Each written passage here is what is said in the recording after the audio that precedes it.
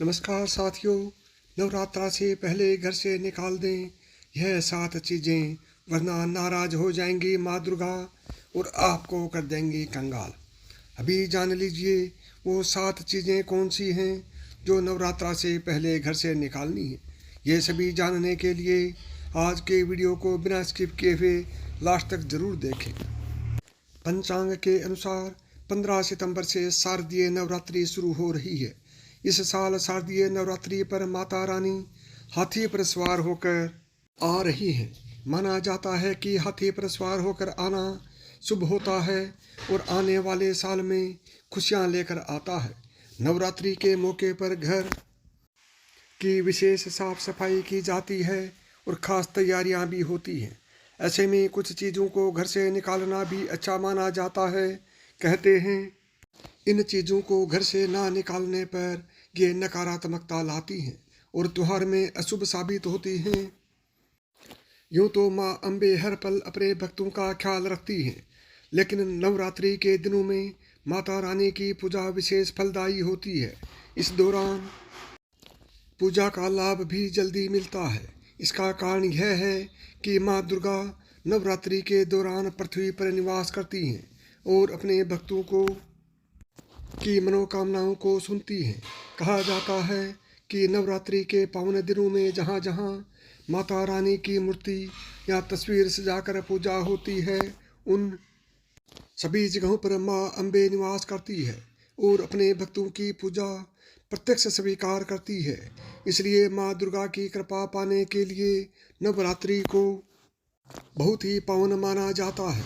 नवरात्रि से पहले ही लोग घरों में तैयारियां भी शुरू कर देते हैं। जल्द ही शारदीय नवरात्रि की शुरुआत होने वाली है। ऐसे में यदि आप माँ अम्बे की कृपा पाना चाहते हैं तो शारदीय नवरात्रि के शुरू होने से पहले अपने घर से कुछ चीज़ों को निकाल फेंकें, क्योंकि ये चीज़ें घर में नकारात्मकता लाती हैं। चलिए जानते हैं इन चीज़ों के बारे में, जिसमें सबसे पहले हैं खंडित मूर्तियाँ। घर में किसी भी भगवान की खंडित मूर्ति नहीं रखनी चाहिए। इसे शुभ नहीं माना जाता है। अगर आपके घर में खंडित मूर्तियाँ हैं तो शारदीय नवरात्रा के शुरू होने से पहले घर से निकाल कर किसी पवित्र नदी में डाल देना चाहिए। नंबर 2, सूखा तुलसी का पौधा। घर में सूखी तुलसी रखना बेहद अशुभ माना जाता है। कहते हैं सूखी तुलसी रखने पर भगवान विष्णु भी क्रोधित हो सकते हैं। इस चलते हरा भरा तुलसी का पौधा ही घर में लगाना चाहिए और अगर पौधा सूख जाए तो उसे घर से नवरात्रि से पहले निकाल देना चाहिए। नंबर 3, कूड़ा कचरा। घर में गंदगी हो तो माता रानी नहीं आती हैं। ऐसे में नवरात्रि की शुरुआत से पहले ही घर से सभी तरह का कूड़ा कबाड़ हटा देना चाहिए और घर को साफ रखना चाहिए। नंबर 4, पुराने जूते चप्पल। अगर आपके घर में पुराने जूते चप्पल पड़े हैं जिनका इस्तेमाल आप नहीं करते हैं, उन्हें नवरात्रा शुरू होने से पहले घर से निकाल दें। वास्तुशास्त्र जानकारों के अनुसार घर में पुराने जूते चप्पल रखने से नकारात्मक ऊर्जा आती है। नंबर 5, बंद घड़ी।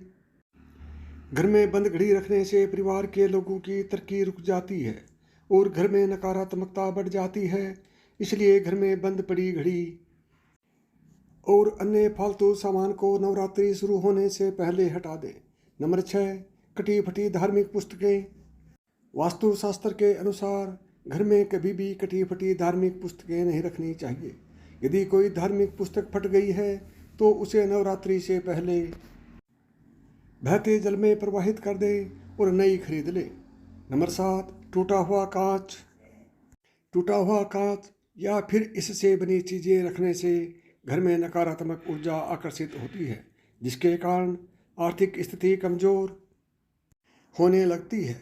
इसलिए नवरात्रि शुरू होने से पहले घर से कांच की टूटी हुई चीज़ें निकाल दें। साथियों, यदि आपको मेरी बताई हुई बातें पसंद आई हों और आप इसी तरह की और भी ज्ञानवर्धक बातें सुनना चाहते हैं तो अभी मेधांश की कहानियाँ यूट्यूब चैनल को सब्सक्राइब करें। जय श्री कृष्ण।